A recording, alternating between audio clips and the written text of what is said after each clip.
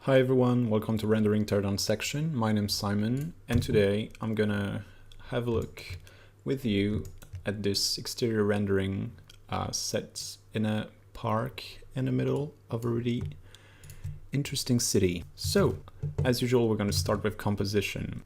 In terms of composition, this image is quite interesting.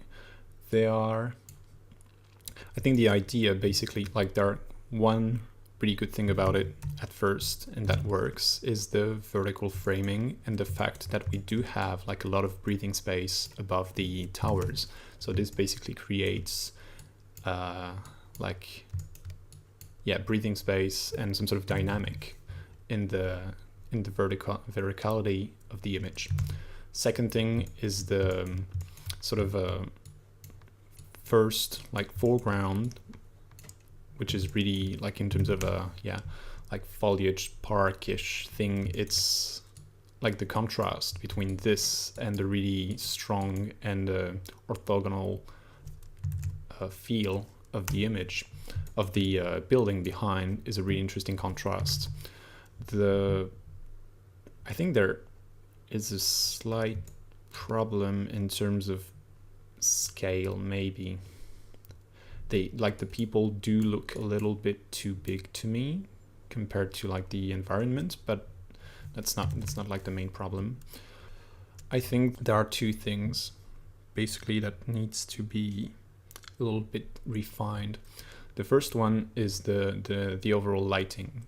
Basically, the problem I have when I look at the image is that all the buildings are in the dark, which could be interesting, but I think it's not really what we want here, because basically the idea I think that could be fun is to have, like, as you can see here, the sun is coming straight to your face, and it's sort of, well, actually I'm not sure if it's here or if it's here. I think it's actually here.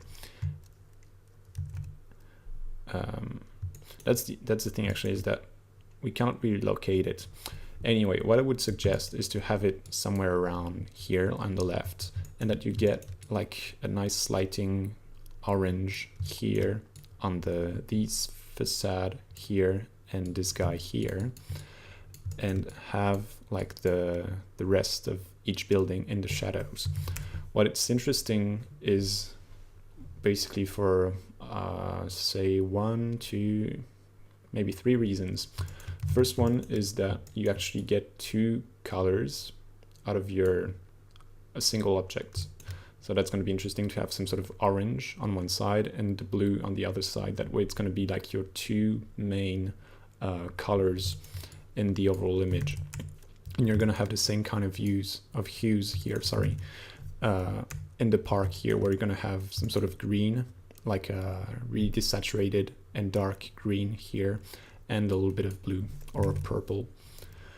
Second thing that is interesting with that is that you actually get a better understanding of the actual geometry. Even though it's not too complicated, still it's much easier to understand a building when you have one facade that is in the lighting, in the light, and the other one that is in the darkness, because you get like a really sharp transition, which is really interesting. And it's even more interesting because you're going to get like the contrast between a really subtle and soft transition of light and shades in the foreground and really sharp transition between light and shade in the background. So you still sort of play around with the differentiation between foliage and say organic stuff and the more like man-made building. So that would be interesting.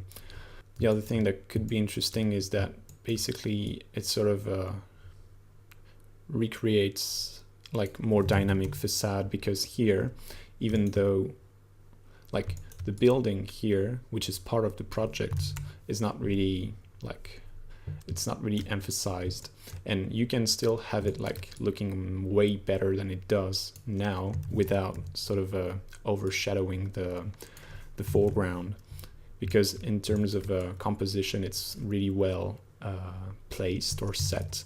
The thing is, you might want to have like rework the glazing to have like nice reflections of what's going on around us. And the same applies to here. And the thing is, you're going to get two different types of reflection, because on this side you're going to have very dark reflection in the sense that they're going to reflect the part of the city that is in the shadow, whereas this part here is going to reflect the part of the city that are in the sun. So that's really interesting, is that this one is bright, but it's reflecting dark faces, whereas this one is dark and it's reflecting some sort of brighter faces. And there's this discrepancy again that is going to be quite interesting. A couple of things. If we imagine that the lighting is coming from this way, is that you're going to have to deal with the shade here a little bit more and be like a little bit more aware of how it should work.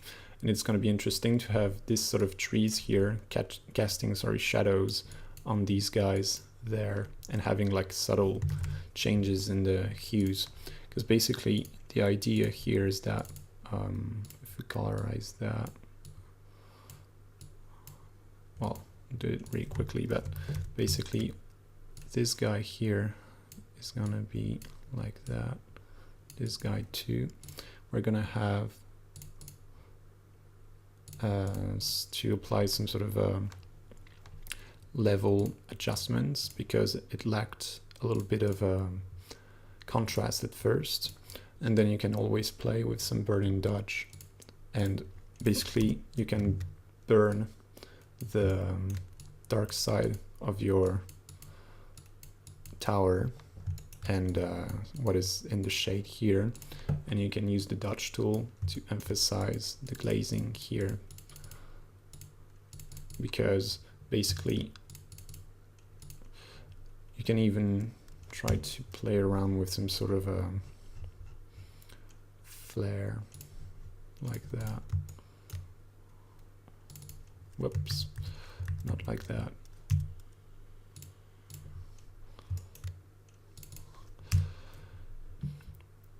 Anyway, the idea behind that is that, as you can see, if we group that, and we should have sort of the same here on top of the vegetation here. So you're gonna have like the top of the canopy that is gonna be a little bit orange, like taking this hue from the sky, and the lower part is gonna be a little bit more dark and in the shade. In terms of shade, you don't really have it here, but basically when something is in the shade, it's basically supposed to change its hue. So for the vegetation, usually it turns to this sort of a purplish thing, and the saturation either goes up or down. It really depends on what's going on in the image. But well, basically the idea is that, well, it should be much more subtle than that, but it should be something like this.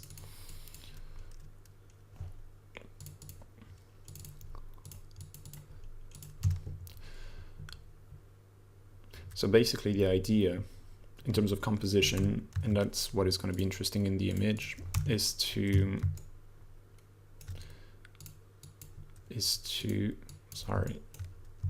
have like a really interesting foreground with soft shadows that are going to be in the blue hues, then a middle ground in the sun with all the foliage, so it's going to be sort of orange.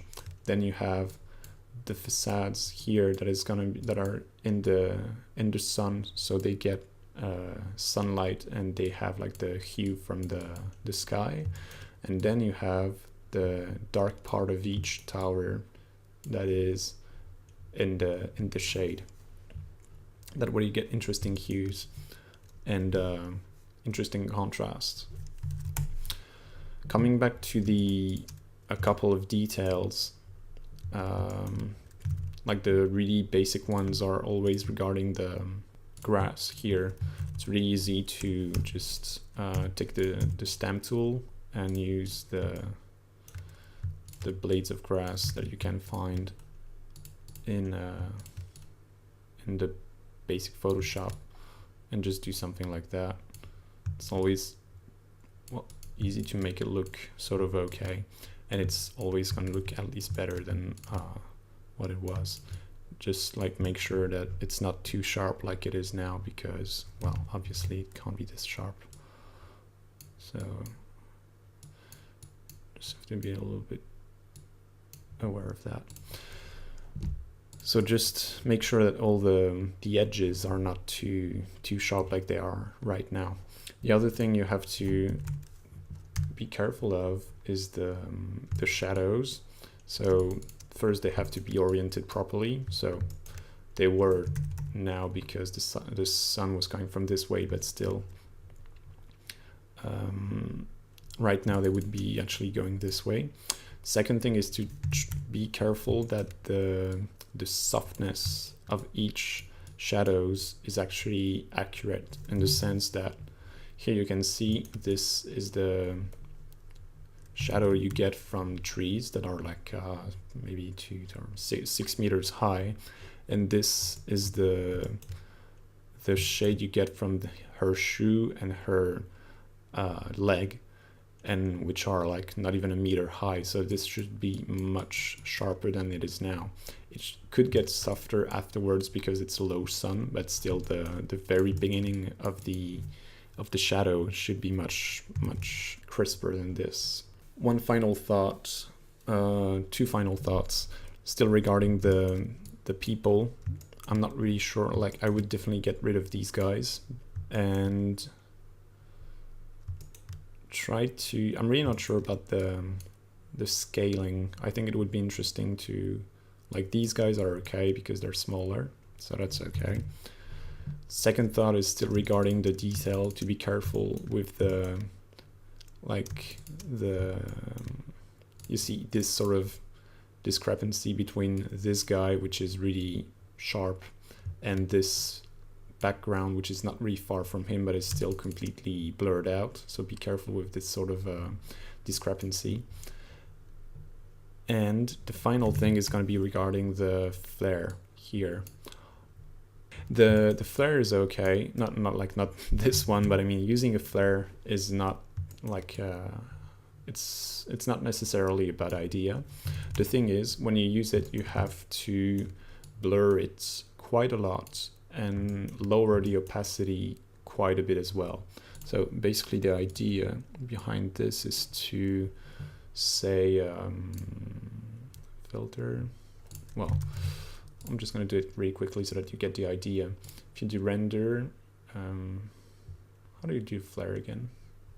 Lens flare. So say you have it coming down from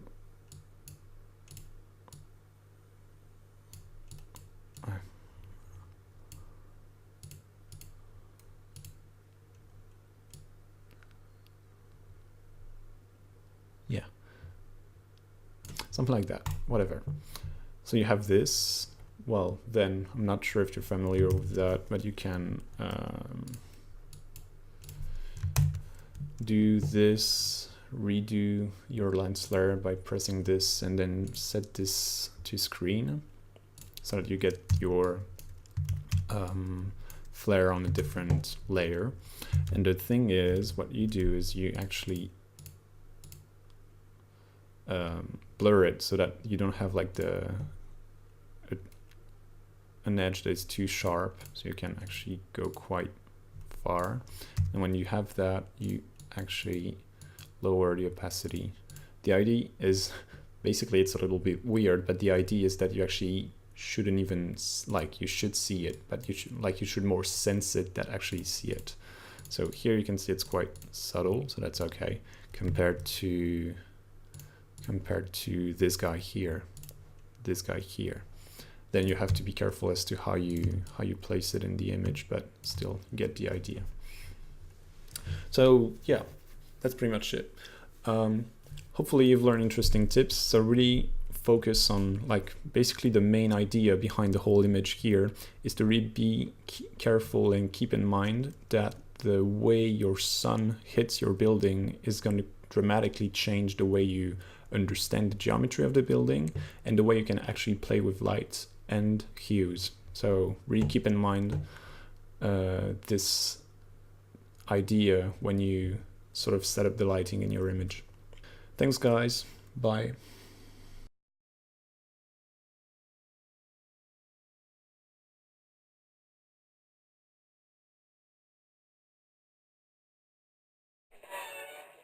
You